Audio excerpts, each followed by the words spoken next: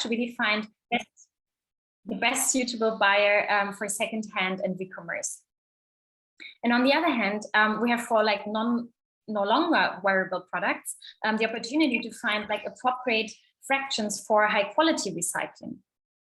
So we can enhance basically both areas. And now going further to show a bit more in depth those two levers that we can support. So the first lever is the sorting for reuse. So we can really create completely new and more creative secondhand markets by understanding much better what kind of products we have here. You probably all know the secondhand markets that are really like mix and match and different aesthetics. But we believe in a completely new way of secondhand, where we see here in the great example from Eileen Fisher, like a store that almost like places kind of new products next to secondhand products, and really target group specific or concept stores that have secondhand products in the same way as new products. And so I think style and trend-based sorting for specific target groups will definitely be the future here, and also brand-owned re-commerce programs, really sending back the items to the brands, and also serve service providers for like repair or upcycling. So I think there are plenty of opportunities for the reuse fractions. And in the same scope, there is also plenty of opportunities for sorting for recycling. So we see that with more enhanced product data at hand, it's possible to kind of identify much more detailed the composition to really create high quality feedstock for fiber-to-fiber recyclers. Also phasing out hazardous substances out of the system to not circulate them again and again is a major advantage here. And also meeting not only the technical, but also the commercial needs of fiber recycling to really make the recycled fiber or like the recycled output competitive in like quality, price, and availability. So we really see this as a lever. And now reflecting a little bit, we went through many different interfaces. And I think what is very important to understand that we all are data sources and we all are data users. And we need to store the data in a way that can be accessed by those different stakeholders. To just make a few examples, I've showed the interface for producers of raw material. And on the one hand, they're like users of raw material data, but they're also a source for material data. And then again, like the interface for producers of products, they're on the one hand users of the material data, but then also providing additional product data. And we can go around the star like that. So it's like always users and source at the same time. And we need to make sure that the interfaces are really usable for these cases as well. And to store the data in a way that can be exchanged in a very efficient way.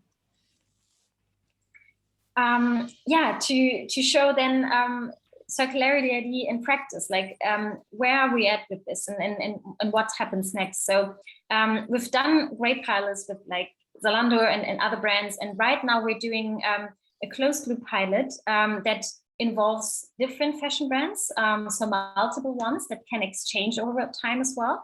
So including Armed Angels, but also Otto and a few more brands that and we're piloting actually the full cycle here. So we produce products that are like designed for recycling, enhance them with product data that is kind of stored on the Circularity ID product platform. We equip the products with an ID, including the manufacturers, of course, that equip the products with the ID and connect the data with the identifier in the garment. And then like retailing the products to the brands, customers would use it for a predefined period of time, taking it back, and of course involving lots of sorters as well, which we can see here on the next slide, that are already committed to kind of sort with this intelligent sorting station and trial out this very new way of finding brand-specific products and retailing them a second time or bringing them to the most high-quality recycling. So that's in progress, and we have like lots of more sorting partners there that are like very exciting different offers for brands as well. So I think that's something very, very interesting to explore for fashion brands. Yes, and maybe we can take a look now on how to actually leverage the impact here. Because I think all the different components are so important, but they only make a big change if we kind of interconnect the systems and if we have a large volume of products that are enhanced with product data. So one aspect is that we see in the market already quite many products have actually RFIDs and other product IDs for different reasons, like logistic reasons, retail management, brand protection. And if we can use those products, usually the RFID is only used for like before the point of sale. If we can enhance these IDs with additional product data, that it can then foster a circular economy of like repair instructions, customer transparency, take back options, sorting and recycling opportunities, then we can really leverage everything what is already there. And further than that, I think it's very important to take a collaborative impact approach here to really think about how to interconnect systems. And that's something that we've done from the very beginning to really, as I've explained, like standardizing the language to really allow a smooth data exchange, not only with the fashion brands, but also with other third parties. Like, for example, TrustTrace is one of our partners that creates transparency in the supply chain. So why not interconnecting with those kind of great solution providers to make it even more smooth in working with that data, so we can enrich with our services about circularity evaluations, for example, and then allow this interoperability and integration with different third parties, as the one from TrustTrace, a Sketch, and there are many more in the pipeline that will be launched this year as well.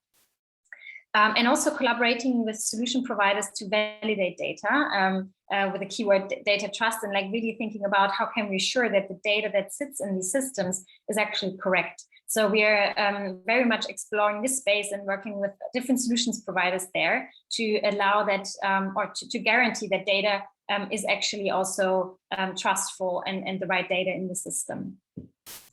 Yeah, so I think that's it from my perspective for now, and I'm very curious to hear your perspectives on this and your questions to really get into discussion about how can we really empower products to circulate, and what is your experience there, to hear more voices here today. So thanks a lot, and yeah, feel free to ask any questions if you have any.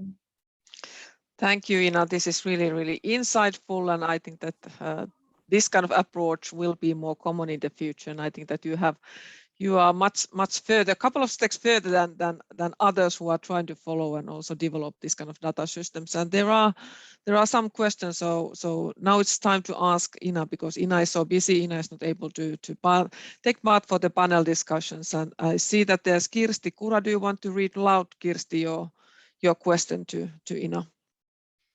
Yes, thank you, Kirsi. Hello.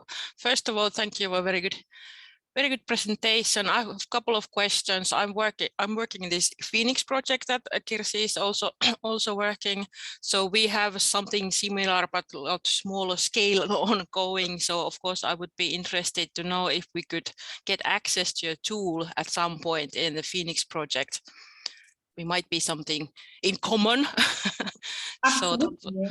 Yeah, so we can discuss this later in smaller group. And then a practical questions, because we've been working with recyclers in Finland as well, and some of them have commented that if you have these RFID or NFC or whatever tags, they really don't like them. So how is your view regarding your experience with recyclers? Do they think that it's just another trim to be removed, or how do they deal with that issue when they are still attached in the end of the life cycle of the garment?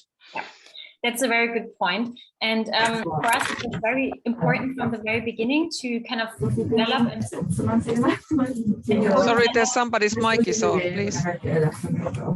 Can you mute your mic? Super, thank you so much. Yeah, so for us, it was very important from the very beginning to kind of develop tools and co-develop IDs that are not like polluting even more the industry. So like on the one hand, for the QR labels, I think that's a very easy one, as it is textile based and even woven to really assure a long durability there. But also having them in like very sustainable different materials like recycled polyester, recycled cotton and tencel, etc. So I think that's definitely a more easier one.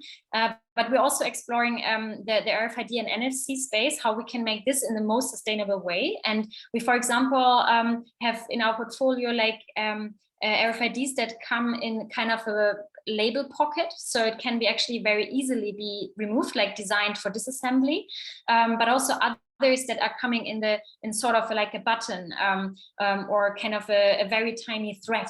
So it's not really adding a lot to the product, and is dealt as other sorters are removing trims, also like automatically can be moved in the same way. And so like the most recyclers that we have spoken with, they really like the different solutions that we have, and don't think it's adding too much different materials to it. Okay, thank you.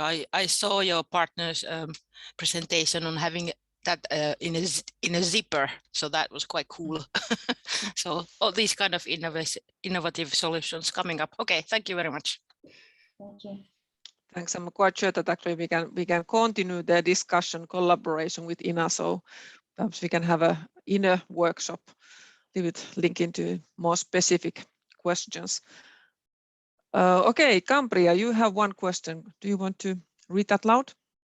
Yeah, I was just wondering within the kind of sustainable and circular material tools that you mentioned, if those were at a stage where they could be beneficial and useful for students or small businesses, just because when I think of sustainable materials, that's an area where the smaller entities can have a larger impact with sustainability. Absolutely. So our like circular design software with the material library has like also a free access, so can be requested also free of charge for like students, etc. And like for small businesses, we have a few suppliers that also provide smaller quantities. Of course, that's always a challenge, and not all the suppliers that we have on our platform would be able to kind of cater to those needs, but there are a few. So I would say just reach out, and then we can see what we can do there and make connections. Thank you. Thanks, Ina. This was really, really good presentation, and I think that we learned quite a lot on base of your presentation. And now we have to move onwards. So next presenter is Quilici from Zalando, and her title is Senior Manager Private Label Circularity. Sounds really interesting, and I know that you have been applying some tools developed by Ina. So Katie, please.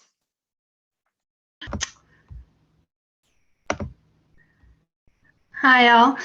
Yeah, thank you for having me here today. I'm really excited to speak to you about our implementation of the Circularity ID, which Ina was just talking about. Yeah, so I am managing the circularity strategy for Zalando's private labels, and I was also managing the redesign project last year, which I will walk you through. So last year, Zalando Private Labels partnered with Fashion for Good and Circular.fashion to start testing on-product customer engagement through the use of the Circularity ID. In this first pilot, we wanted to test how responsive customers were to these digital triggers and what product level information they might value the most, and if we could use these digital triggers to encourage customers to trade in their items for resale through our newly expanded Zalando Circle. So that's our pre-owned service, which we offer on the fashion store. So to put it simply, by the end of last year, we wanted to have produced 5 apparel products that are enhanced with this scannable ID tag, which when scanned, provide customers basic information on the product and encourage them to return still good items to Zalando for resale. So we believe that by testing consumer engagement with these IDs, we would be better able to understand their potential as a way to offer expanded product information and enable closed loop systems in the future. At the outset, we broke down the pilot into 4 distinct phases, each with its own outcome and what we identified as the gains for our customers, as well as, of course, for Zalando private labels. So in the first phase, which launched last June, it was the design and manufacturing stage. So we had the goal for the first time in Zalando private labels of designing a product from the outset to have potentially multiple owners and meet minimum textile recycling requirements, which were provided by and checked by Circular.fashion and their Circularity product check. In the following phase, which started in October when we launched the products, we put those products to market and we started to learn how customers engaged with the Circularity IDs, so these digital triggers, which we had as a scannable QR code sewn into the product. We also believed that this would give customers an enhanced experience with their products by offering them increased transparency about the product's life cycle, which we'd never done before on the product. And finally, phases 3 and 4, which we're currently in now, we would start offering redesigned customers the opportunity to extend the life of their products when they're done wearing them through trade-in and recycling options. So over time, we aim to compare these trade-in rates of the redesigned products with similar products to determine if the features of the redesigned collection, most specifically the Circularity ID, may have impacted the trade-in rates. But finally, and most crucially, in this last phase, the products have now been available for about a year on Zalando. So we've been able to assess how they've performed commercially, as well as see what customer engagement with the Circularity IDs has been like, and determine their future potential. So jumping back in the timeline a bit to show you what the redesign collection was. So for the pilot, we initially developed 3 women's products and 2 men's products, all apparel and all part of Zalando's sustainability flagship brand Zine. And we dropped them early October of last year.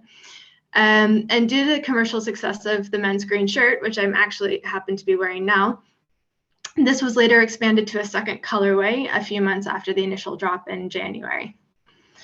As mentioned, all the products were designed with 2 main goals. So 1, to meet the minimum recyclability requirements as set and checked by Circular.fashion, and 2, to have potentially more than 1 owner, so they could be traded in and resold. Every product included a Circularity ID, which was attached to the neck label of the products, which you can see on the right side of the slide. We chose to use the woven label QR codes as our digital trigger in this pilot for a couple of reasons. So 1, we thought that customers recognize QR codes more and generally know how to scan them to access their information. And we think this is even truer now since the pandemic. And for the other reason is that QR code woven labels can be integrated more seamlessly into a product. So we thought they might have a lower likelihood of customers removing them throughout their life cycle. So we were comparing this directly to the NFCs, which Ina talked about earlier. And we just wanted, because our goal was, or our focus was more on the trade-in and the customer engagement piece of the product information or the product sites, we really wanted to make sure that customers recognized this digital trigger and used it to access that information. So that's why we went with the QR code. But yeah, because how many QR codes do you pass every day and not scan? We also didn't want to assume that customers would just notice the QR code in the woven label and recognize its value. We also added a physical hand tag to each product to nudge customers to scan that code. We know it's not great to add an extra piece of cardboard, but we thought this was a necessary intervention at the start of such an initiative. So we hope that in the future, once customers become used to these sort of digital triggers and recognize them, that this won't be necessary anymore. So to give you a little insight into the product sites that were hosted by Circular.fashion, each product had a product site, and it gave customers product-specific information, particularly on the materials, production, and care of the product. We also provided more general information with each of the product sites. So that was about the sustainability brand Zine, options for customers to extend the life of the product through trade-in and recycling, as well as give customers an opportunity to provide qualitative feedback on the product site. So actually, I don't know if it's big enough, hopefully it is, it worked for me. You can scan that code on the top right of the presentation and potentially experience the site for yourself. So from the back end, because each item, every single product produced, so 6,000 items, had a unique QR code, we could link to unique site visits. So this is how we tracked QR codes scanned and sites visited without the need to collect personal customer data. So what did we learn? Sorry, little delay here. Yeah, so the sales, on average, we were really pleasantly surprised and happy to see that the products performed either equal to or above average performance. And to date, we've sold about 5,000 items. So of the 6,000 produced, 5,000 have sold. For the product site, we estimate that about 1 in 3 products sold have had their QR code scanned. It could be a bit more, which we are really happy to see, because we think that, again, as I said earlier, how many QR codes do you see every day and you don't scan? So we think this is a really good indicator that customers were provoked or nudged to scan that code. Yeah. And then once they did, site visitors spent on average 2.5 minutes visiting the site.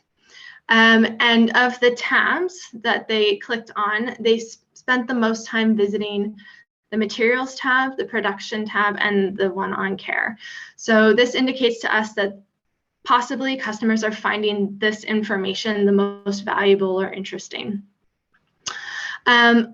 We also received some qualitative feedback. It wasn't a lot, but what we did receive was overwhelmingly positive. So visitors were very satisfied with the product site overall and gave it an average rank of 1.5 out of 5 for finding it valuable. They found the production tab and extend the life tabs most interesting, which is both in line and different than what we found based on the time spent on these tabs.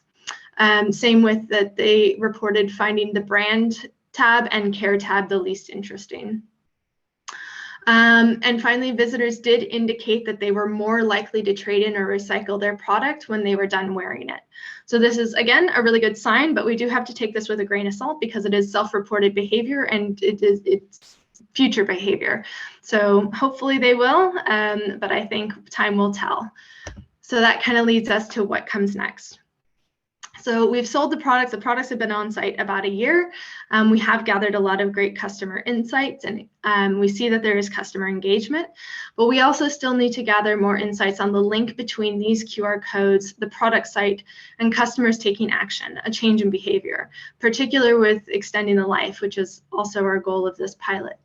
So we'll be able to do this as the products come through in the medium and long run with Zalando Circle, and also what customers have, non-wearable items customers have sent back to Circular.fashion. In the meantime, we also see the need to train our teams on how to design products with their next life in mind, and how to expand on that guidance that was provided by Circular.fashion, particularly on the recyclability of our products. And most importantly, we also believe that customers have demonstrated that they are engaging with the Circularity ID and finding it as a valuable source of product information. So we'd like to still keep learning about that and see how we can leverage that to provide on-product transparency and enable end-of-life solutions. So therefore, we want to keep testing these products, these digital triggers, and scale up where we see possible. So with that, I would like to show you a quick 90-second video that sums up the pilot. Today, less than 1% of clothing is recycled into new textiles. And as products of today become the waste of tomorrow, we accept the challenge of changing the fashion system for the better. At Zalando, we want to become a sustainable fashion platform with a net positive impact for people and the planet. Through our Do More strategy, we apply the principles of circularity and extend the life of at least 50 million fashion products by 2023. To achieve that goal, we believe in the power of data, technology, and collaboration. With our partners, Fashion for Good and Circular.fashion, we are joining forces to initiate the Redesign for Circularity pilot. Let's show you how.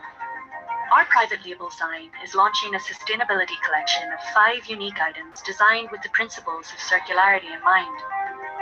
All products will have their own scannable Circularity ID label, allowing the customer to easily learn about the item's material, origin, care instructions, and how to extend its life. Our goal is to better understand how the customer reacts and engages with these pilot products, testing their scalability and further applying circularity principles at Zalando. To transform the industry, we need to take action now. With the redesign for Circularity pilot, Zalando is taking another step towards a more circular future of fashion.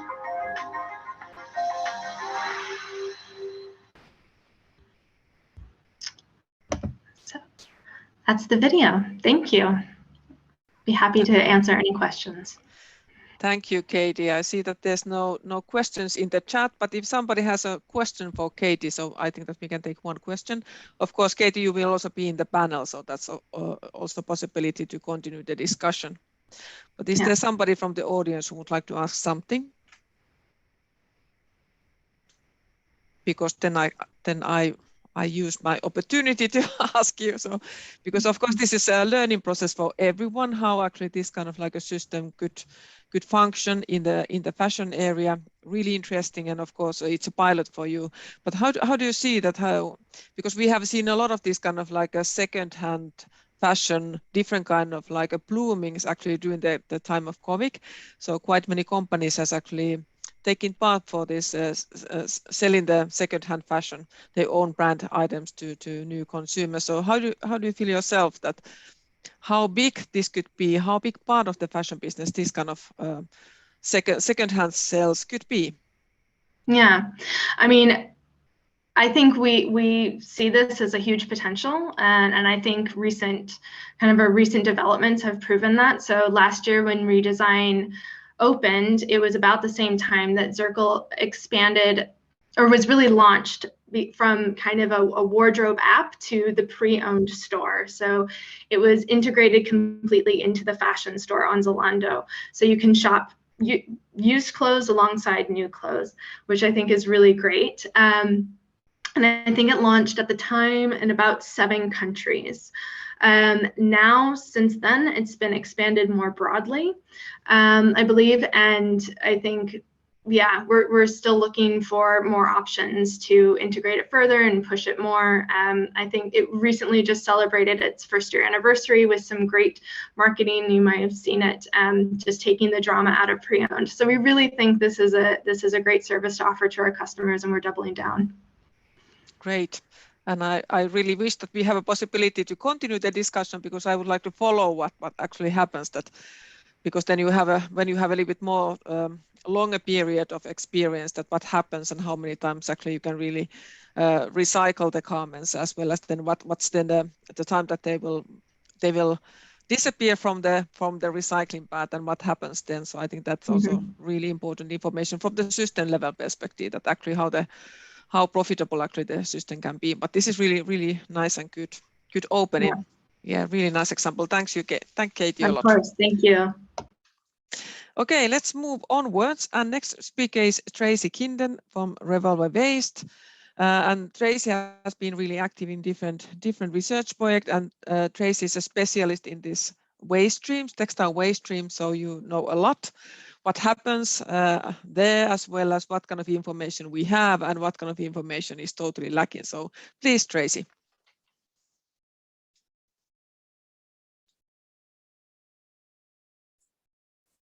Sorry about that. I realized that it was all primed for my screen share, but didn't manage to get the video and audio started. Thank you very much for having me today, and for the lovely introduction. Very inspiring to see how far circular fashion has come. This is really very much the future, and it's super exciting to see. I've been working in circular textiles for about 8 years. You might know me as an introduction included from Revolve Waste. And in Revolve Waste, I'm working with the New Cotton project. And our role there is to estimate the amount of available materials that could be put into the recycling process. The focus technology for new cotton is specifically infinited fiber.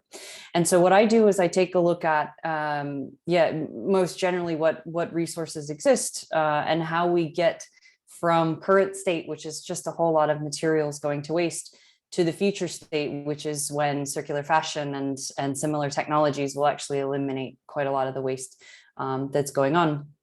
And over the course of the last 8 years, what I've really landed on is that data unlocks absolutely everything.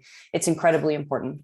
And really the drive for me is behind these two numbers. The IPCC report that came out in August didn't really tell us any giant secrets, I think, but put a finer point on the fact that there's just still a lot of work to do to get pretty much everything that we do in our world to a better place and to make the future definitely brighter and more viable for all of us. In the commentary that I read following the release of that report, there was one phrase that really struck me, and that was that we haven't lost the future. Not yet. And it's that yet that I really get stuck on. And the thing about that yet is that, no, we haven't lost the future yet, but really we have to go faster if we want to get to the next best place.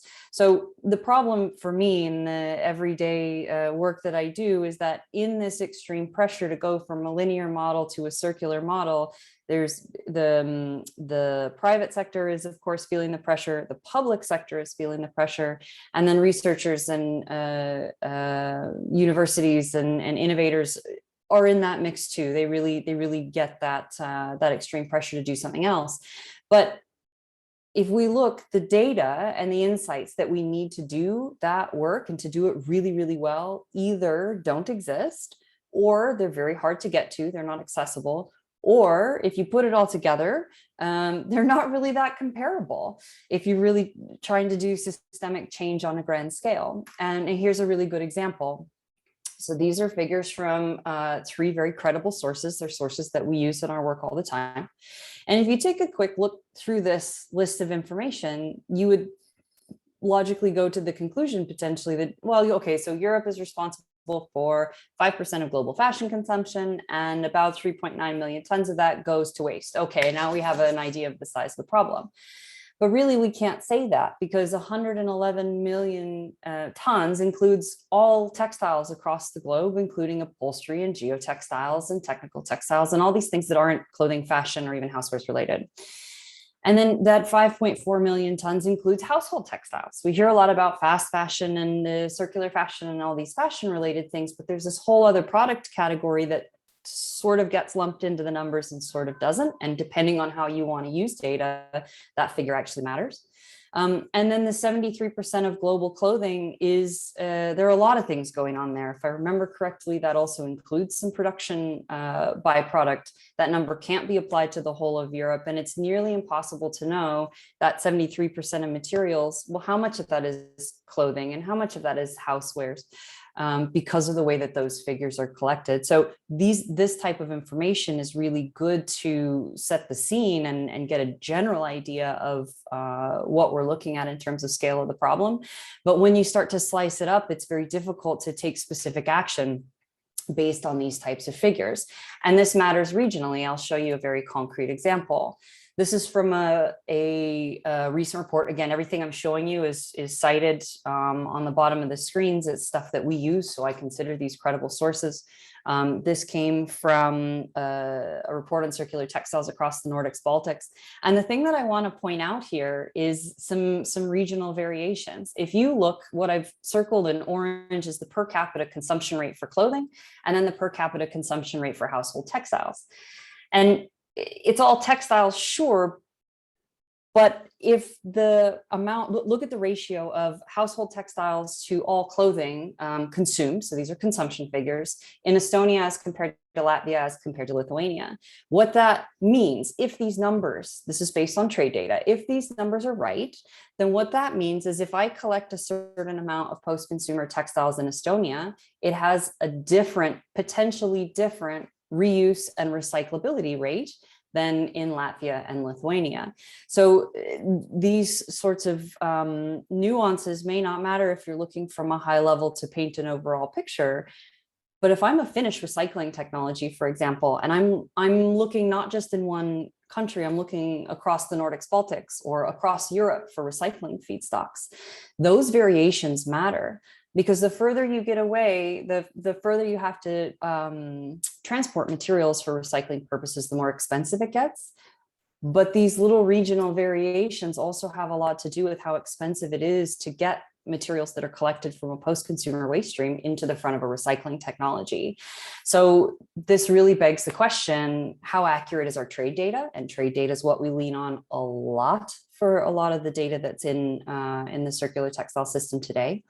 When are generalizations okay? And when do we really need more specific and more regional data? And this what we're talking about and looking at is it's focused on what we actually consume. So trade data means what's flowing in the system, but that doesn't mean, from a post-consumer textile perspective, it doesn't reflect what's actually accessible. What's actually accessible for recyclers today is what gets collected. And this is a chart from the Joint Research Commission report that came out earlier this year. Very excited about this report coming out.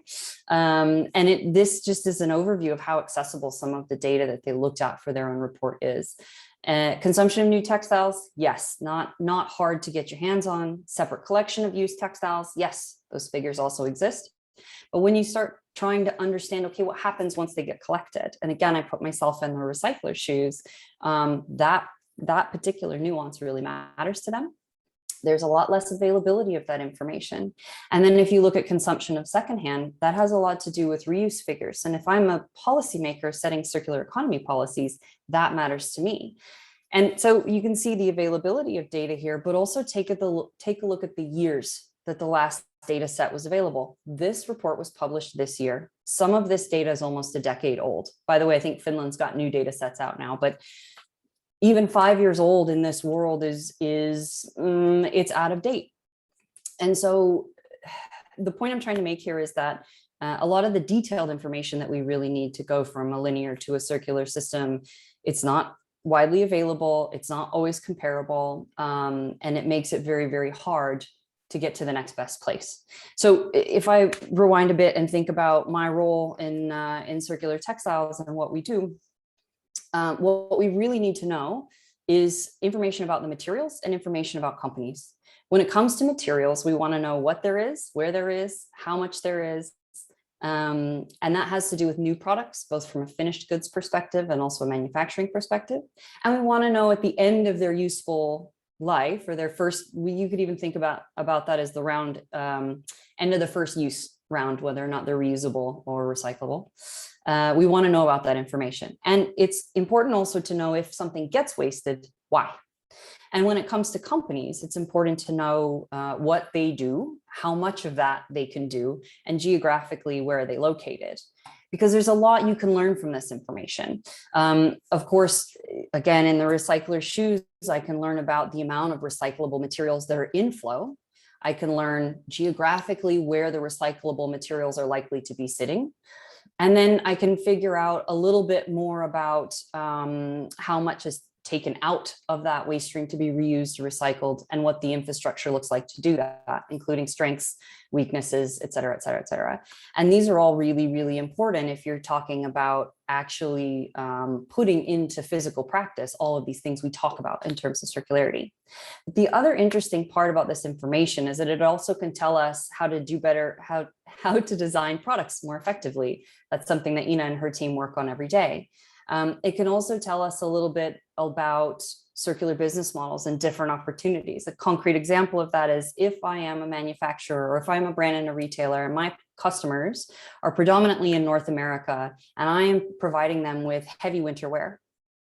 Well, if you know anything about the reuse markets, then heavy winter wear sourced from North America does not have a strong reuse market. So what that says to me is if my products are going into the waste stream or being used and don't have somewhere to go, maybe I should take a look at how I offer those products to my customers, because maybe I can't make big changes on how they get designed that might impact the performance. So all of these little nuances in the data can unlock different things for different people or different entities.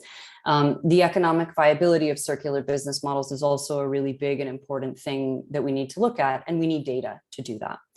So the other piece that I find absolutely fascinating here is this is the same information that policymakers actually need to structure policy at a local level as well as the EU level and drive the circular economy. So this is one of the many, many reasons that I find policy absolutely fascinating. Which begs the question, where do we find this information? Well, in addition to the reports that I've cited, you can do picking studies or waste audits, you can do surveys and interviews.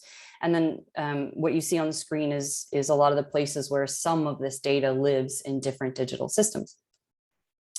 And yeah, so at the top level, the things like public waste databases and business registries and Eurostat and other publicly available statistics, you can get your hands on.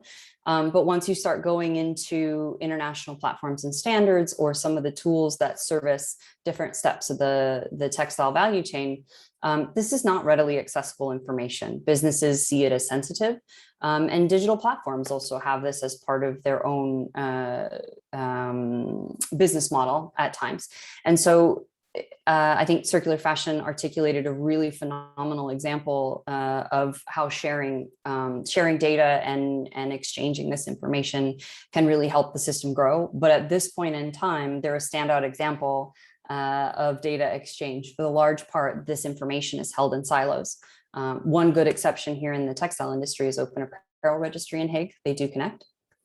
But again, largely siloed information. So to pull a really nice pool of data together that's useful for a range of purposes is very labor intensive. Accuracy can be questionable from the sources that we currently have. And by the time a report is published or by the time you do the analysis, the information is largely out of date. So a recycler cares about what's going to be available today, tomorrow, in the coming 2 to 5 years, not what was flowing in the past. What was flowing in the past can teach us about what's going to come, but the best data for the purposes of actually doing the physical recycling is the materials that are in the market today.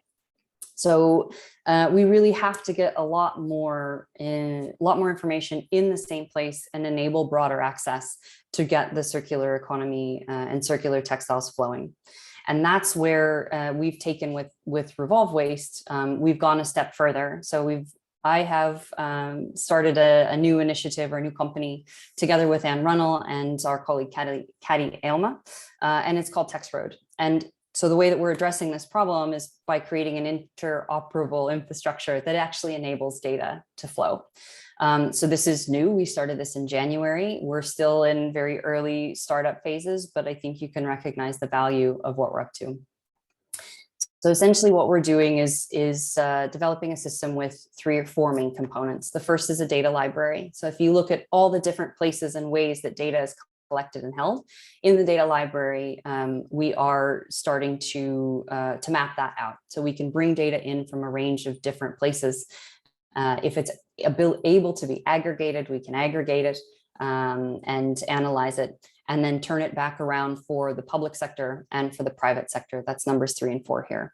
Because the working assumption and what we're seeing to be true over time is that if you can give the public sector and the private sector that same version of truth in a format that works for them and that matters to them, then you can get market development and policy development to actually connect and work together to keep each other moving further faster, instead of setting policy and hoping markets develop, or struggling to develop markets and waiting for policymakers to catch up.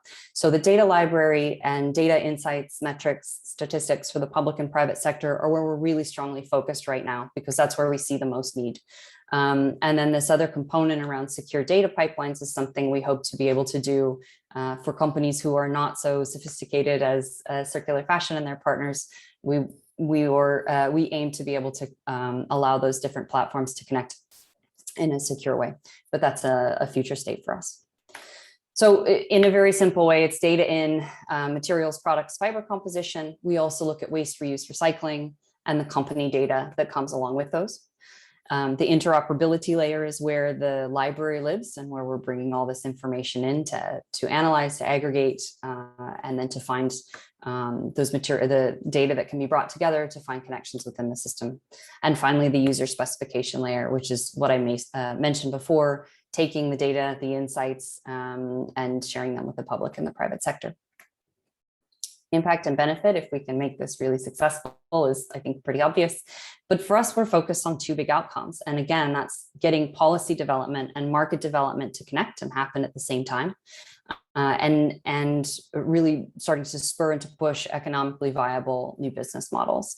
And I think it's worth mentioning here that while products like Circular Fashion are really looking at individual brands, they're looking at individual products and really developing the system from that angle. What we do at TexRoad is look at the overarching system and to give clarity to policymakers, give clarity to businesses, and to work it from that end. As I said, we're very much in startup territory. We're working through a program called Accelerate Estonia at the moment. We're mapping stakeholders and materials across the Nordics and Baltics, and we're actively onboarding companies and working with companies in Estonia and Finland. As we move forward in time, we'll of course expand our reach and get more sophisticated with the digital solution.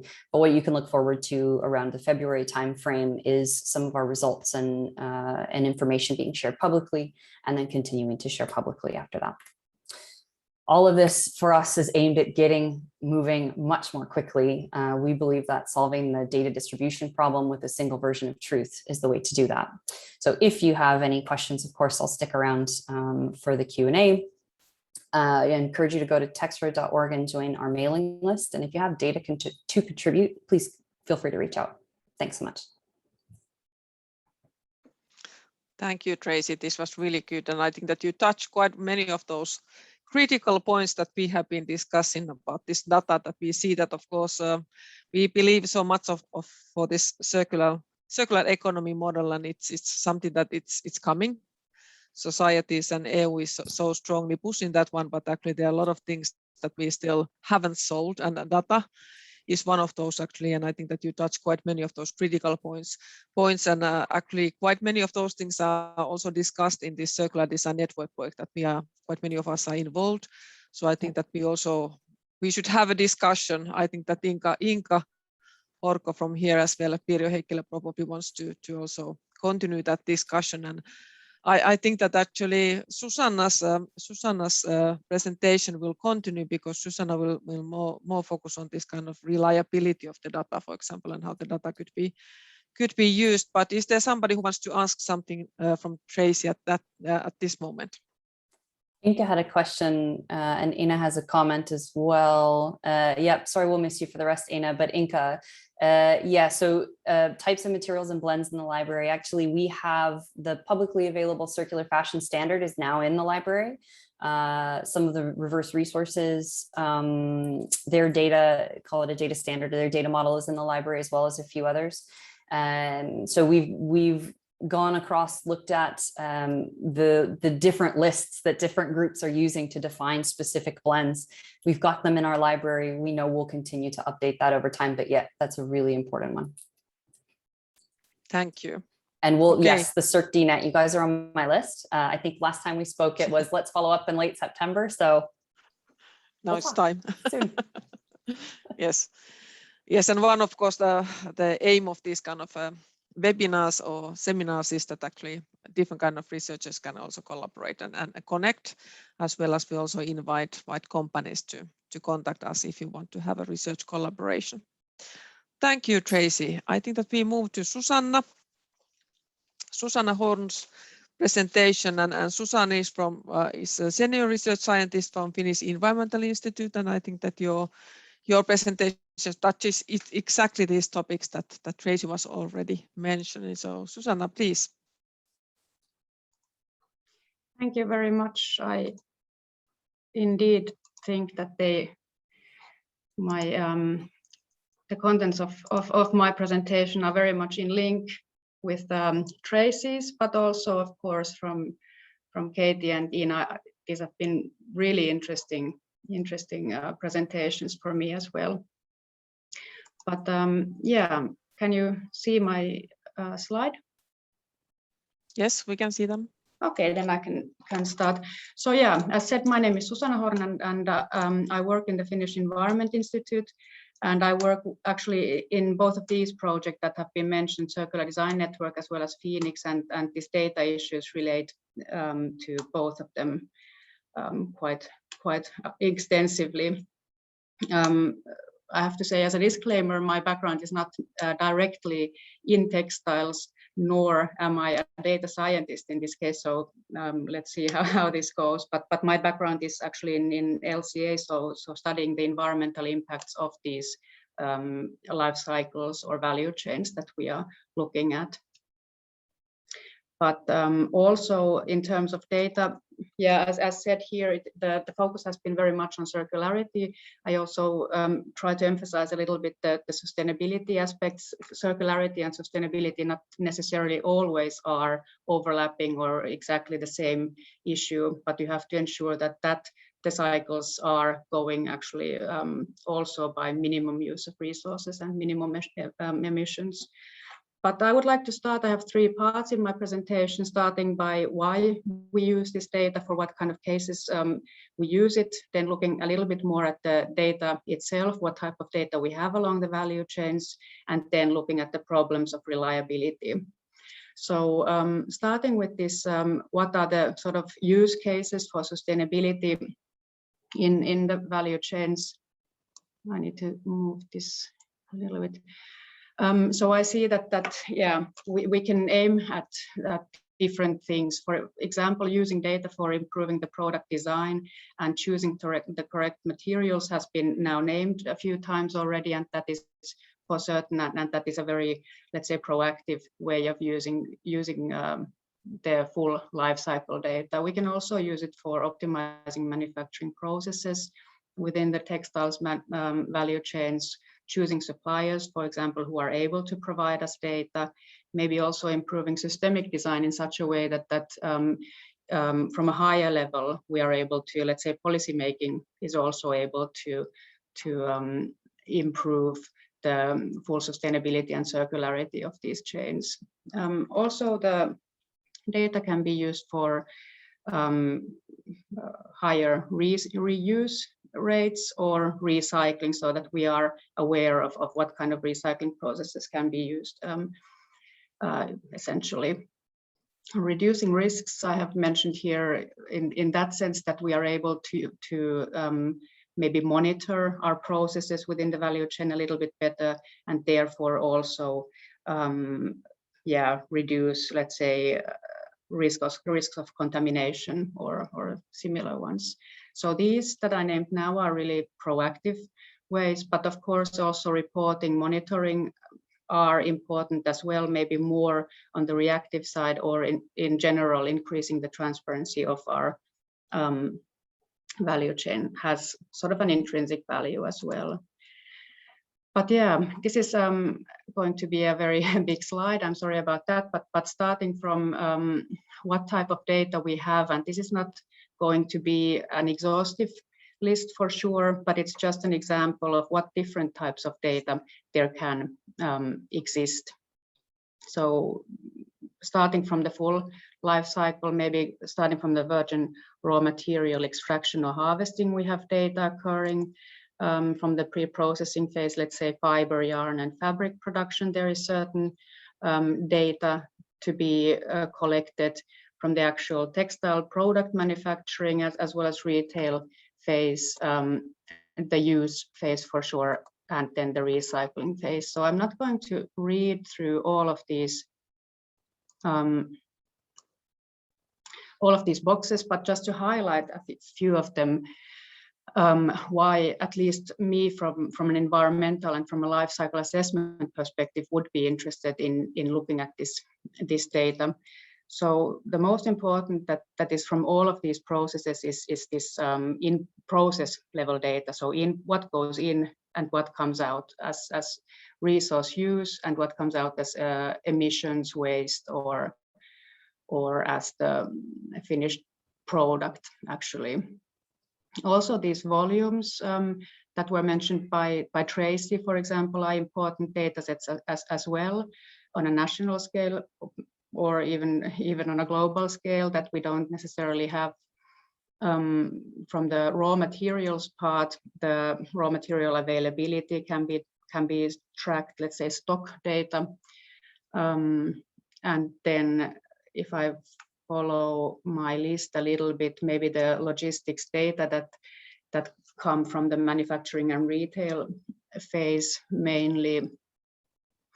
And yeah, from the use phase, typically we know that our consumer processes are not very digitalized, so it's quite difficult actually to get this use phase data related to life cycle lengths, or are they being repaired or returned and so on.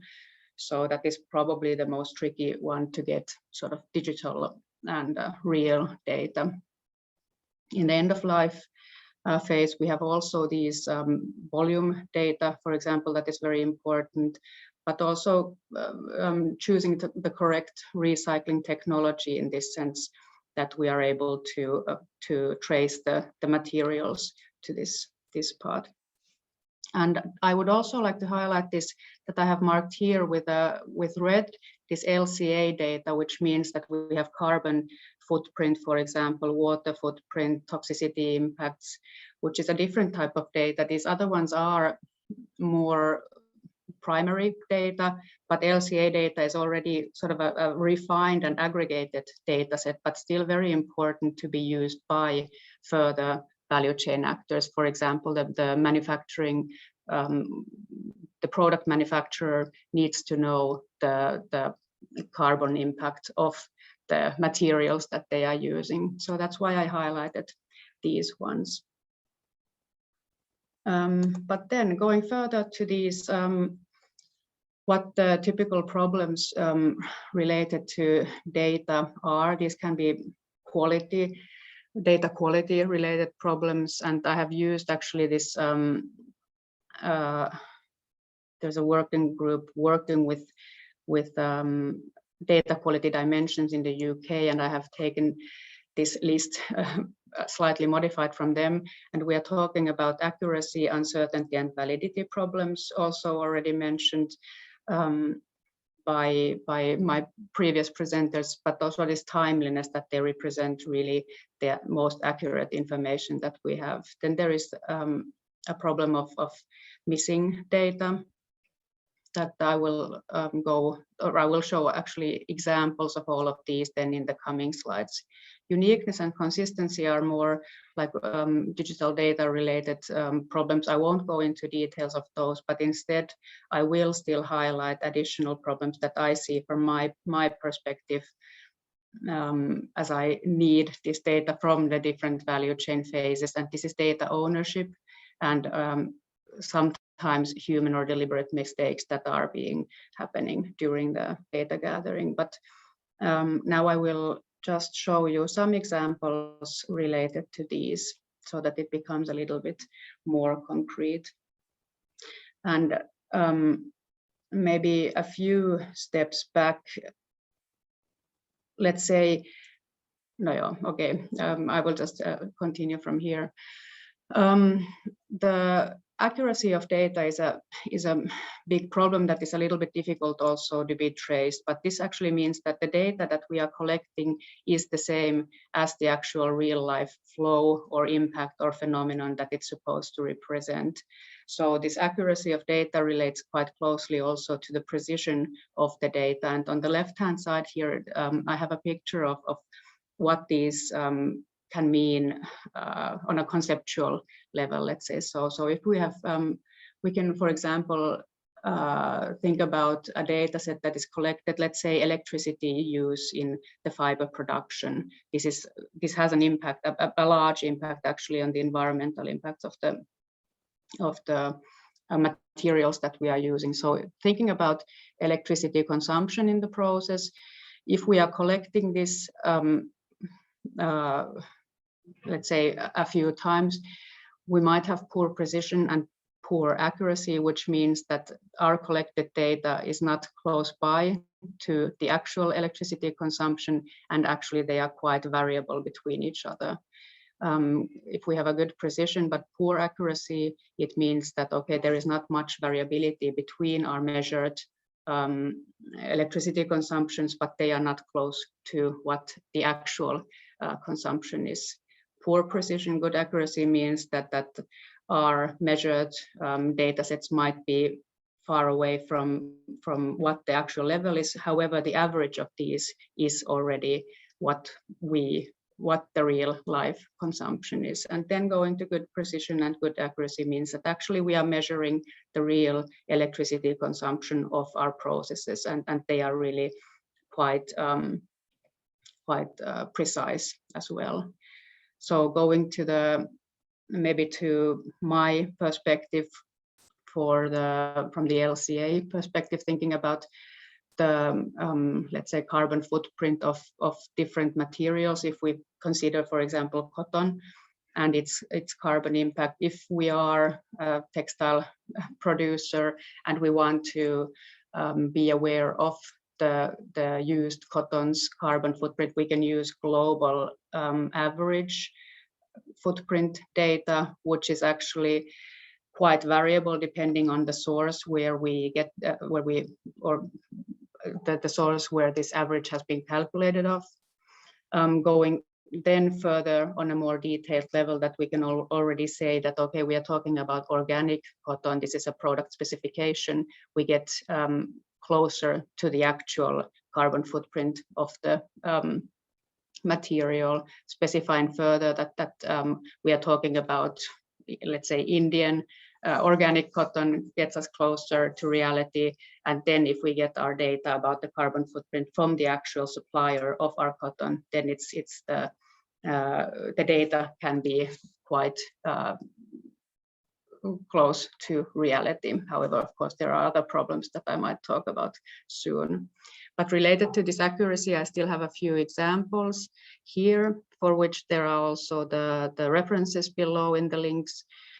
But just trying to show that if, for example, these on the left-hand side, if we want to use a carbon footprint estimation, the publication or in literature, it has been studied what the variance is, or the uncertainty behind these figures is. And I just want to show you, for example, this 10 cells calculated in carbon footprint, that the actual number is 0.05 that has been referred to, but the uncertainty goes from -1 to more than 2 tons of CO2 equivalents per ton of fiber produced. So actually behind this uncertainty, there are some assumptions related to the energy use in the process, for example, but it's really difficult to determine the correct level. That is my point in showing this. Another example is this Higg material sustainability index that has been developed as a tool also for the textile industry to be used in assessing the sustainability, or getting this kind of cradle to fabric score for the data. And here it has been assessed that, especially in terms of cotton, here the uncertainty is very high, and when you calculate the indicator, it has a big impact on the results, on basically due to the cotton assumptions that have been in the background. So there have been only a few studies made of the environmental impacts of cotton, and the statement has been that the use of generalized data and small data sets without reported sensitivity or uncertainty has been the major flaw in this sense, and it should be sort of developed further. But yeah, these are some examples from the environmental impact perspective related to accuracy. Of course, there are many more as well related to measuring technologies and so on. But Then about the timeliness of data, also touched upon by Tracy previously, we are using, when we are estimating sustainability impacts or environmental impacts of certain textile products or of certain materials being used in the textiles, often this kind of life cycle inventory data sets are being used, and it's quite old often, the data that we might use. On the left hand side I have a screenshot from the commonly used database for footprint calculations, and you see, or maybe you don't see, but I will explain to you, for some of the data sets go all the way back to 2005, and even the newest ones in this particular database are 2017. So you can imagine that technologies, especially currently, are evolving quite quickly. So if we tend to use 15-year-old data for estimating the sustainability impacts, it might not represent the actual situation that we have now. And in terms of carbon footprint now, especially, the big impact comes from energy consumption. This is just a rule of thumb in any value chains, basically. And specifically the electricity production has evolved quite a lot in the recent years. On the right hand side, you don't need to see the numbers, but this is just an example of how the electricity production CO2 emissions have evolved in the last 10 years. So it has gone quite a lot down to from 20,000 to a little bit more than 5,000 kilotons of CO2. So always when you use data, you need to consider that when is this data measured, what have been the technological assumptions, how volatile in general is the process, what about if you use data from along the full value chain, how are you able to detect then changes during the life cycle, for example, during the use phase of the textiles and so on. So these are just some issues to remember when you use background data for these value chains. Then this availability of data is another thing. Typically, if we are, for example, one actor in the value chain, again, I use this textile product manufacturer as an actor, it's easy enough to get data from your own process. It gets a little bit trickier getting data from other actors. Of course, your own suppliers, you may be able to get it easier. From your customers, maybe a little bit trickier. But the further you go along the value chain, the more difficult it is to source the data. If you go all the way back to the virgin raw materials, let's say harvesting, it can be, you have to be a very powerful actor in the field in order to trace this data, this full value chain data.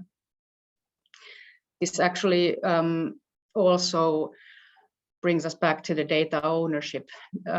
You own your own data, but you don't own the data from the other value chain actors. And many of this data is that I mentioned before when I showed this slide about the different data sets. It's actor specific data, so these actors own it and you are not necessarily able to use it. So you can request data, demand it, but it's not given that you get it. You have to consider confidentiality of data, and if you get the data, also how you manage the data.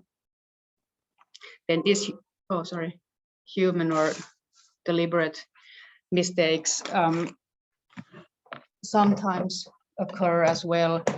These are not examples now from the textile sector, but it's just to show that, for example, on the left-hand side, it might be, this is a news piece from The Economist a few days ago. So from days where, for example, emissions have been monitored by government, the data is different than on other days. You see the red areas here are, it indicates that the difference between those monitoring days and between other days is the highest. So this has been just a tendency that has been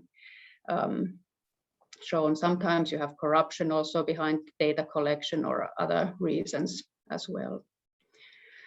But yeah, going back to, I don't want to end it in a sort of a pessimistic note, but looking at the reasons why we wanted this data to be collected, this picture that I had in my in one of the first slides, it's a matter of data quality. So if I may say this colloquial phrase of bullshit going in and bullshit coming out, if we have bad data going into our processes and we want to base decision making on that, it might be a bad decision as well in the end.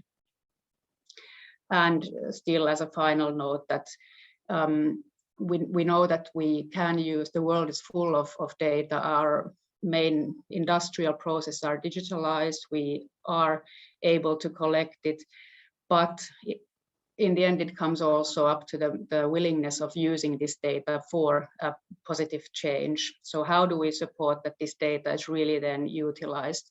On the top level, I have a graph showing that from the US, the consumers, that what do they actually consider when they are buying a textile product or shoes.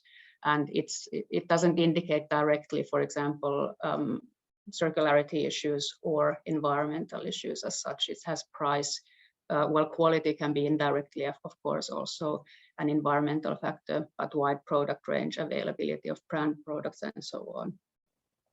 Also, in terms of companies, they have been required to release and disclose certain data, and this is now not only textile sector, but all sectors in general. Data has been required from them for a number of years now already to be disclosed, but still we see that the emissions are growing. So how do we really also close this gap between our data generation and the support with data to actual decisions that are being making. But yeah, to end maybe in a positive note, I see that these kind of discussions we have also on different levels of society, I think that it opens up this discussion about what data is and how we can better implement it in our decision-making processes. Thank you, Susanna. This was really, really important insight, because we want to rely so much about the data, and especially, but this was really good that everything is average in a way, and there are a lot of variation depending what kind of data is included in different kind of evaluation. So that's very important for us also to understand when we are then using the data. Is there any questions for Susanna at this point?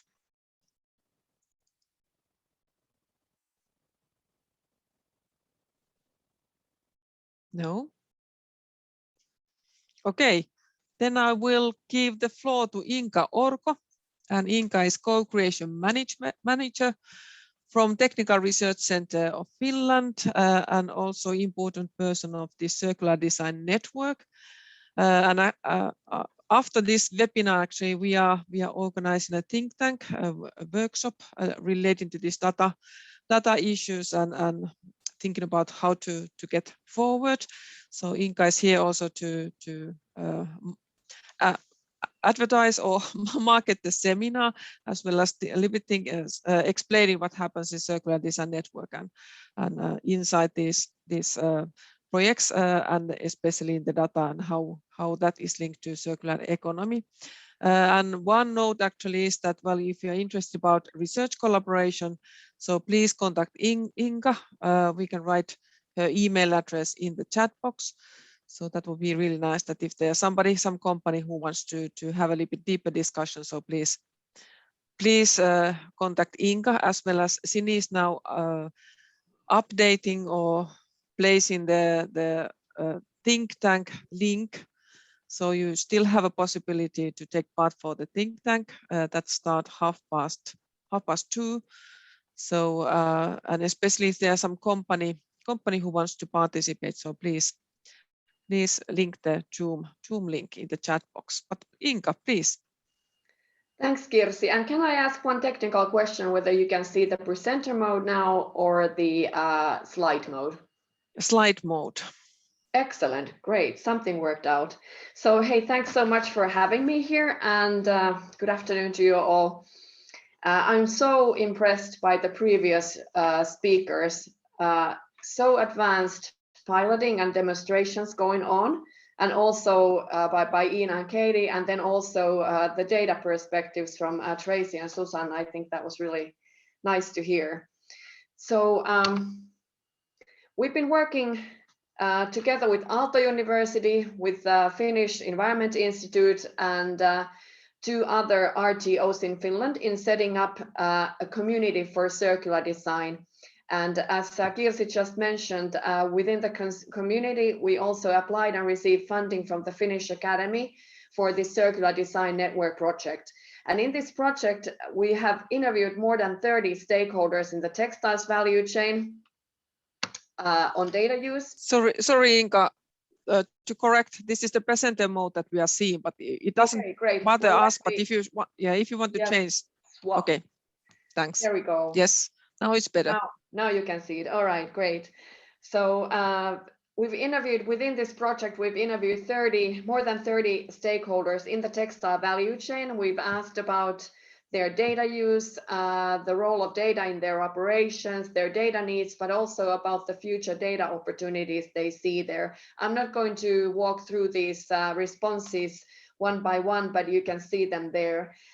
We are also working on a system view to textiles material cycles, and we are carrying out a hotspot analysis and trying to pinpoint the parts of the value chain where we lose value or where we have some indiscrepancies, because those are the places we should make changes in.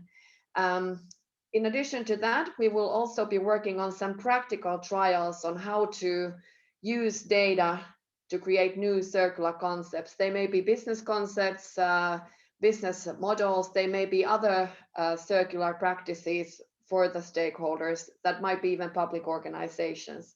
So as Kiilici just said, we will be continuing on after this session to another session, and I'm not sure that I can see the chat now, but there should be a link there, so you can just go on and click there. Now I'm going to switch to some orientational, hopefully, if this works out. There we go, to some orientational material regarding data and traceability.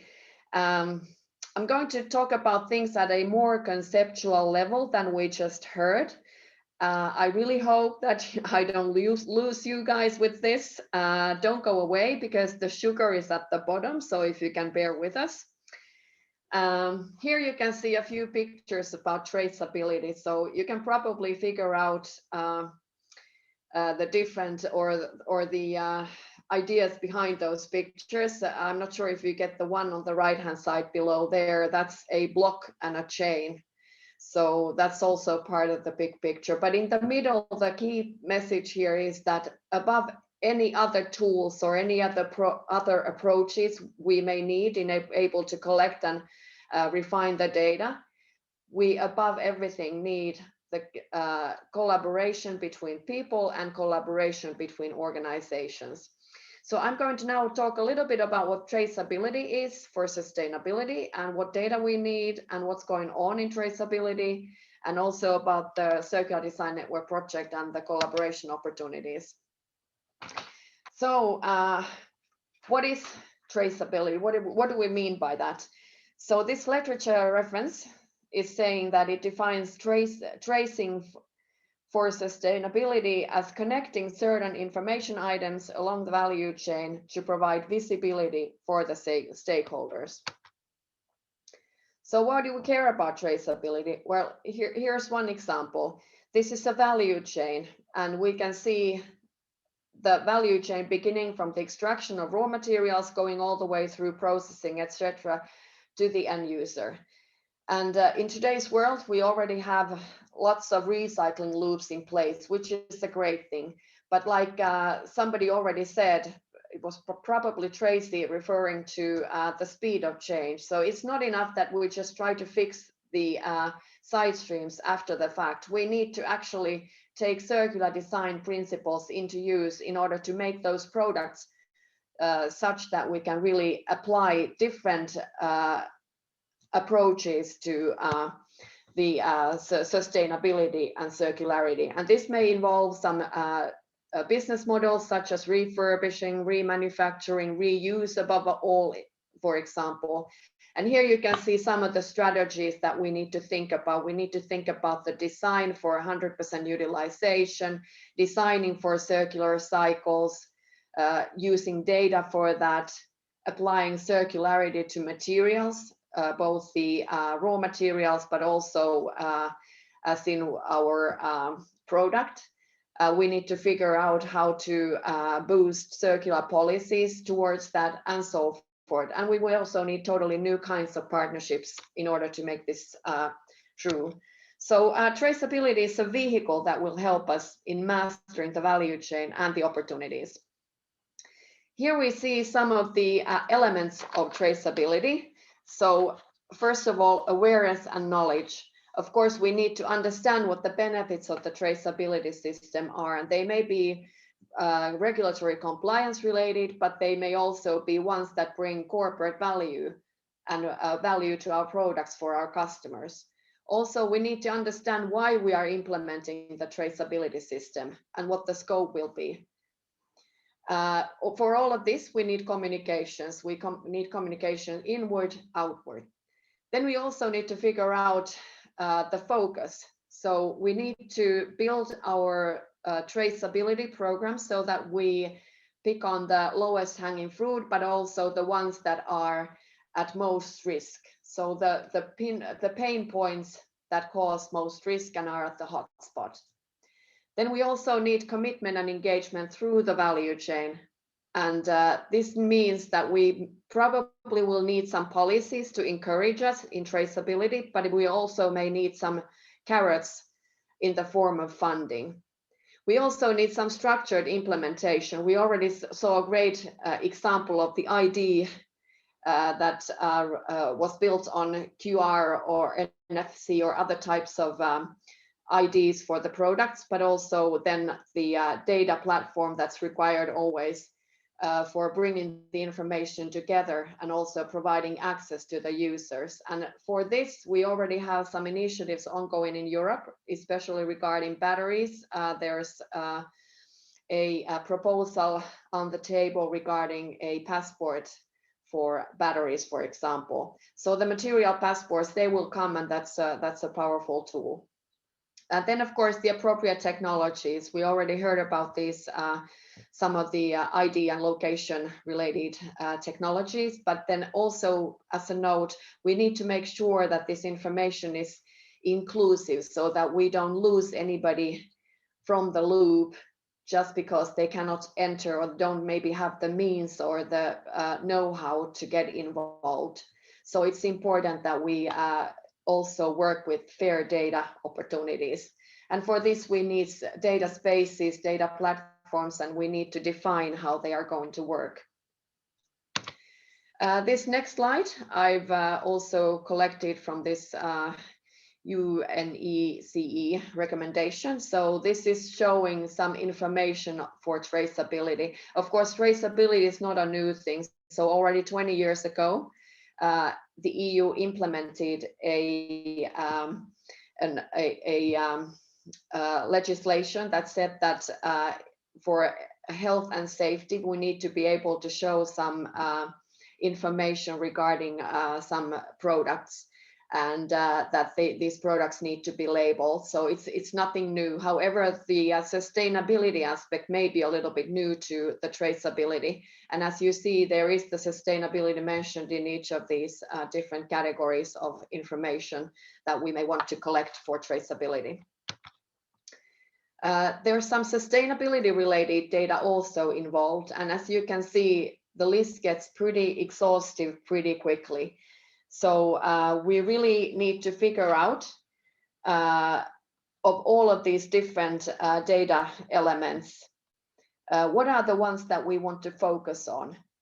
And of course, that will depend a little bit on our products and on our approach. So there's tons, and we probably cannot include everything at one go, but we should make sophisticated selections here. There's a World Economic Forum initiative also about accelerating sustainability production through digital traceability. This project will bring together the whole value chain, and in that, I think we're going to see some interesting results. So as a summary, 3 ways traceability can help sustainability. So providing upstream visibility for sustainable inputs, providing downstream visibility to enable reverse logistics, and to provide product authentication to promote reuse. And I think we saw these already in these practical examples we heard about before. I'd like to add one more perspective to this. So we already know that one of the key issues is to improve the supply chain performance with traceability. But could we also add on some user-related information so that the user could add something about their transactions in the after or second market data? Could we actually then utilize that data towards circular design so that we would really know what is being done with our products, and could this actually really support the circular design and the new business models around it? There are some technologies for traceability, but there was already some really good discussion and we got some views to this, so I'm not going to go too much deeper into this, but we need these different levels of technologies as well. So we need the product related data. We also need these data tools for modeling, refining, and also at the platform level, a place where we can collect the data and share the data from, and have maybe some tools even to enrich the data for the products. There was a study on the traceability barriers, and as we can see, they are pretty well expected. Also, we worked in our Circular Design Network project interviewing these stakeholders, so we came to pretty much the same conclusions. So it's much about the technical barriers, it's much about the data barriers, but also organizational barriers. So nothing really new there. Data quality is one issue, just as we heard from Susanna. But I would like to leave with these few other considerations about, like Susanna was raising the question about who owns the data, but also who's going to make the investment into the data platforms, because all of this is going to cost money. So who's going to pay for that at the end? Who's going to run the show? Also, what data do we include? How do we validate that data? Do we really know how to take the full advantage out of the data? Maybe by providing easy access platforms so that we could actually open the opportunities up. And also, how do we ensure access to data at a moderate cost? I see Kirsi's face there. This probably means that we need to move forward. So I'm not going to talk more, but let's think about connecting the user data to the traceability and enabling then circular design. And now the sugar at the bottom that I promised. So here's a picture of a concept that Kirsi and some other colleagues of ours have been involved with in developing. We would like to take this up as a test case. So I really welcome you to join in our next session at 2:30 with the link in the chat box to come and work with us on this picture. And also there's another group working on the system picture overall. So let's see what kind of data players we need around making this concept reality, what kind of technologies we need, what kind of steps we would need to make, and also assessing whether something like this could end up in a better place compared to the current mode of operation. So I'm gonna stop here so that we get going, but thanks. Thank you, Inka. And thanks for the nice presentation. I think that this was a good summary for this panel discussions, earlier presentations, and I think that the work is really important. And I really want to thank at this point all the presentations, because this also tells that actually the problems are system level problems are so complicated. So we really need also wide collaboration, and this is a learning process for everyone. So it has really been a pleasure to work with all these institutes and as well as different researchers. But now we move on to the panel, and we have about 20 minutes time. So let's try to be effective. So I want to welcome Tracy Kinden as Katie Quilici, whom you know already. But then we have two new faces. So Kirsi Terho, who is Key Account Director from the company Infinited Fiber Company. Probably everyone knows about company already, so you are focusing on this textile waste recycling to new high-level new fibers and yarns again. And then we have Satu-Maria Mäkelä, who is Senior Scientist from Technical Research Center Finland. And Satu-Maria knows a lot about data use, and especially in the textile fashion context. So welcome everyone. And first I would actually invite Kirsi Terho to provide us this kind of insight from your company, that what actually you see for this kind of different kind of knowledges or data, what kind of information you are lacking or would like to see in your company operation. Thanks, Kirsi. I'm very nice to be here, and thank you for all the presentations. I have been picking up some points, and I want to feed in. So one question to everybody is when the data is born, and that is what needs to be understood. For example, it's very easy to say that when cotton is harvested, the data is born. But when you go to the second round, when it's born? That is one question I want to raise here. Then, of course, the one thing that we are always thinking about, how we insert the full transparency, how we make the sourcing easy. Those are kind of like those are two separate things, but at the same time, it's the same thing. So if we need to have kind of like full transparency to everything that is happening in a recycling, you need to understand how to source the materials that it's easy, and then insert that the data that is in that material is kind of like going through the whole chain, even our chain. And our chain is the tricky one, because we are trying to remove everything that is not something that we can use. Then there is the question of open source data. So what we need, I think that would be excellent to have kind of like a open source data bank you can source your font from, like I need to Arial, and you can use that, and everybody had the same data. That would be perfect. And that would ease up the sourcing so much, because when you source the textiles to our recycling technology, you need to know what is there. And also I think that it is very important that every single party in this ecosystem understands what this means. What means traceability? What means the tracking of materials? What that is. So I think that there is still a lot of like a need to educate people also.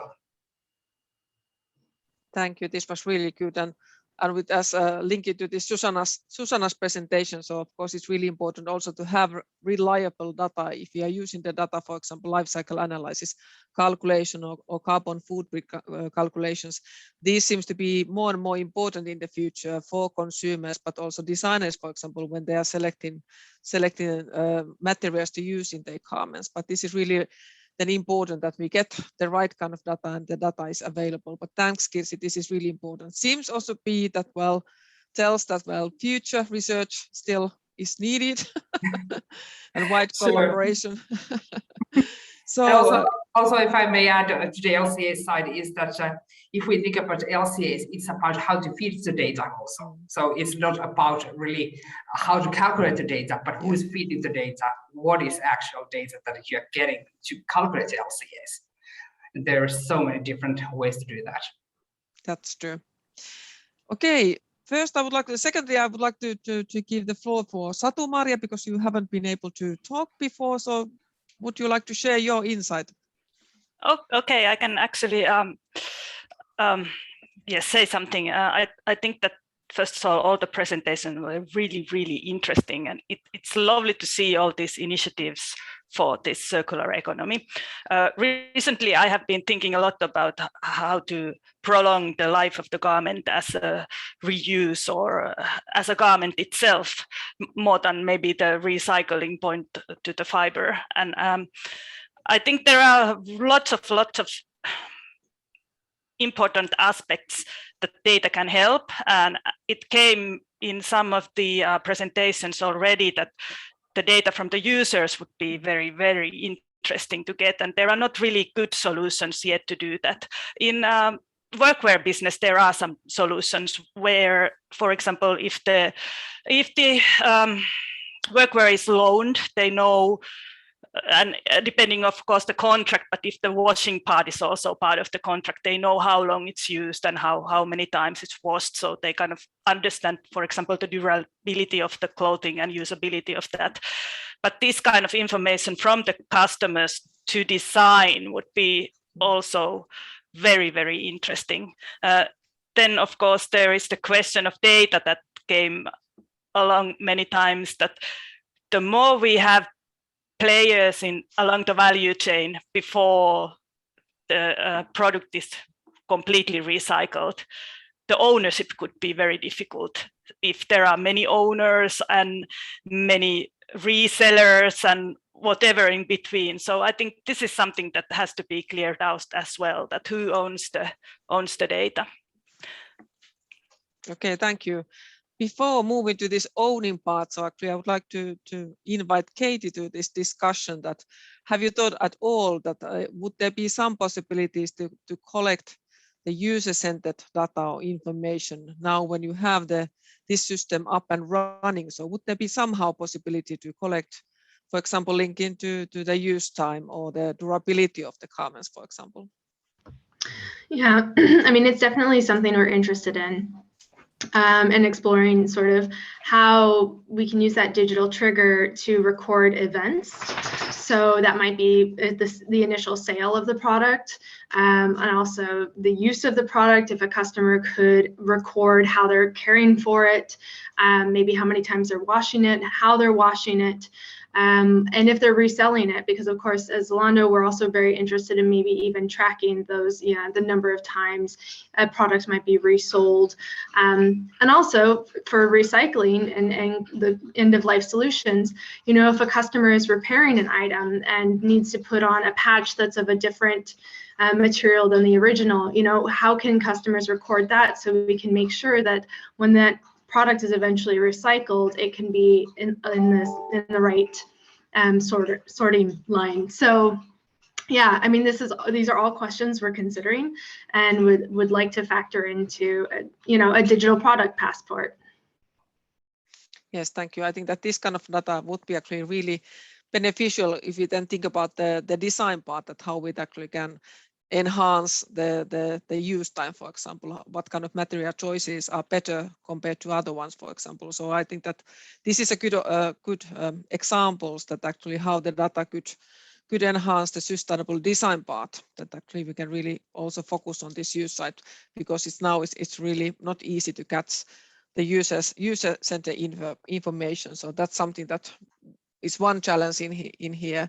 So how to include the data from the users, as Satu Maria already mentioned. So I think that could be something really, really interesting. And this workwear company is a good example that actually when they own themselves, so actually they are all the time collecting the data about all this kind of aspect linking to the use phase. So that's really, really good example from that. But let's move for this distribution of data and the data owning, for example, because that seems to be one of those kind of like a critical points in here.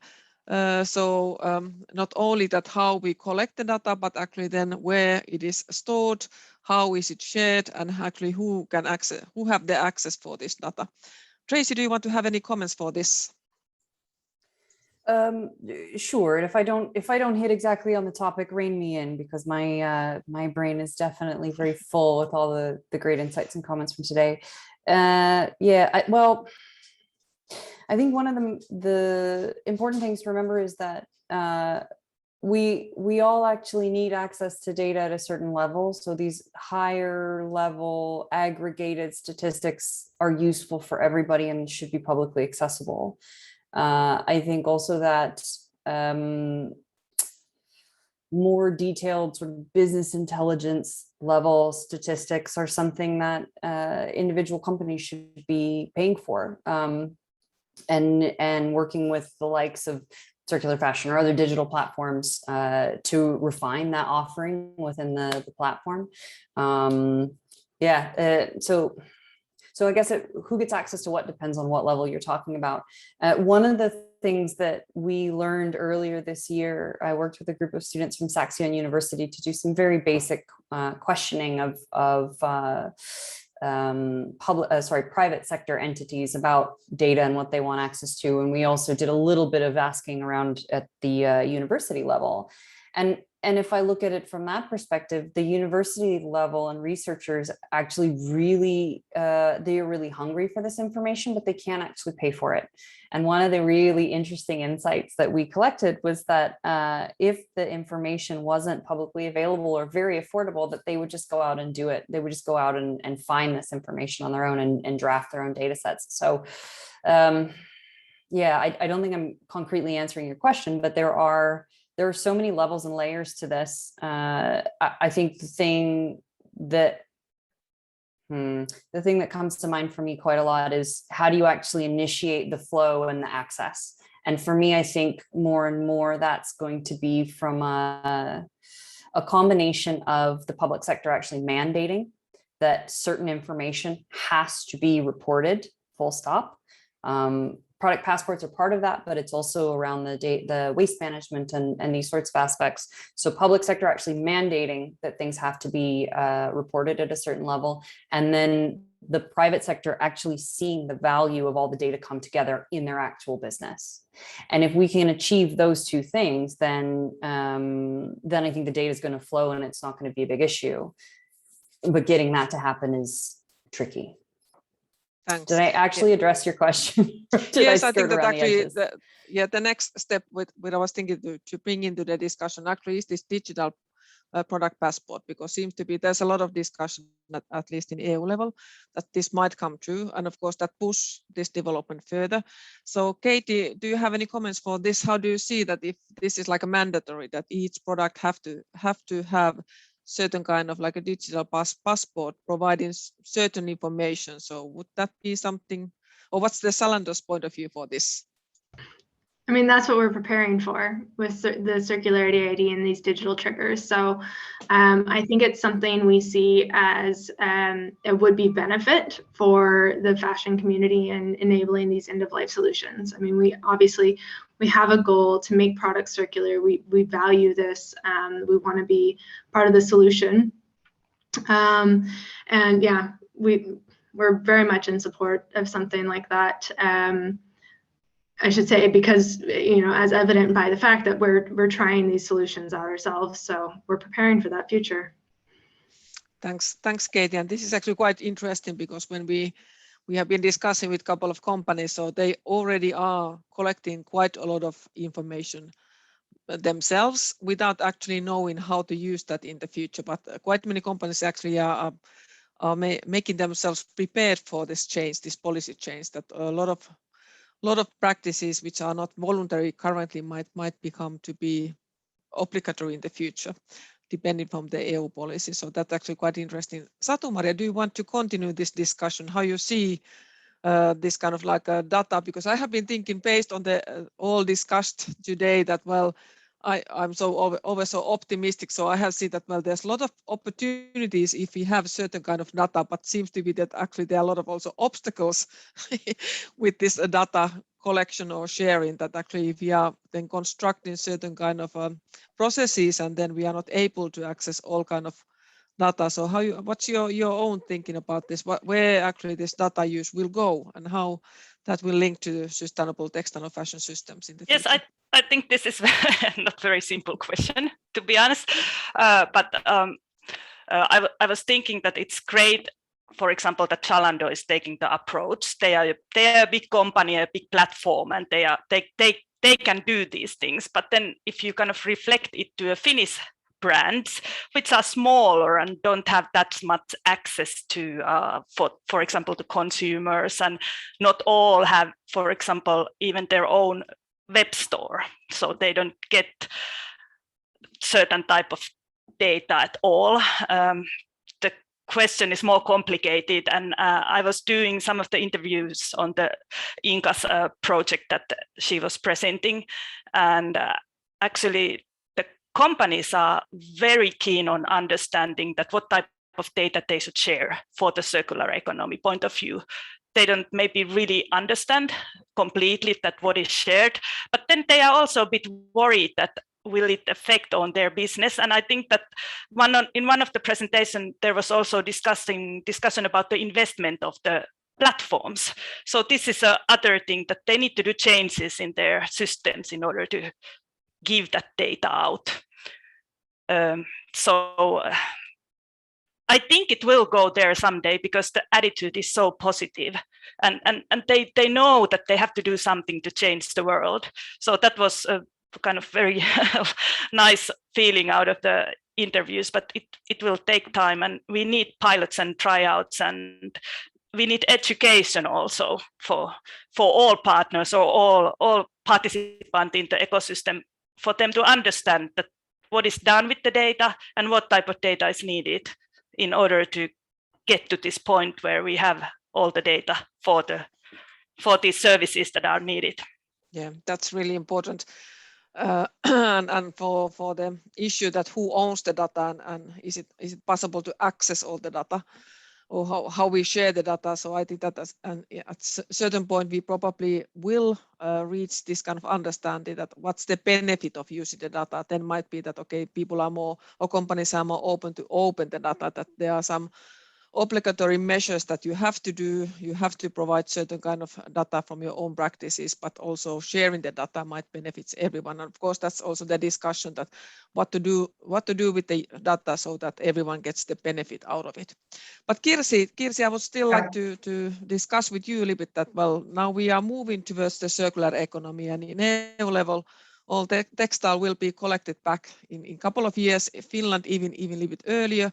So how do you see that situation and link it to this data and your company activities, that how that will change? Because there's a will anyway, strong motivation to change the system. Yeah, I think that's the main problem in here, is that if there is going to be a product passport, that needs to be regulated somehow. The information that is involved needs to be regulated. So then we can have kind of like a same type of data coming in every single time you start to recycle something. So if there isn't that kind of data available, so for example, this one is using this and this one is using that, and then we try to combine, we don't know what we are getting at all. So it's not helping at all. So it is kind of like I was talking about fonts earlier. So if you have kind of this library and you always use Arial, everybody has Arial, everybody can use that. But then you come to these meetings and you have a nice presentation done and you use some kind of like a super cool font and it never works. It's kind of the same thing. Thanks. And I think that this links quite nicely what Ina was actually saying, that, well, they are openly sharing as well as they are trying to standardize the data, and that's of course really important, that the same kind of data and also reliable data and the newest data. Okay, I think that our time is actually up. So I want to thank everyone. This was really rich discussion, a lot of insights. Thanks all the panelists as well as the presenters. And in the chat box, there's a link for the workshop if you still want to participate for the think tank. So you are more than welcome. So then just save the Zoom link and you are more than welcome to join with us. And those ones who are coming already, so we will have a 30 minutes breaks and then continuing the think tank. Thanks everyone. It was really, really pleasure to run this session. Thank you. Thank you. Bye-bye. Thank you.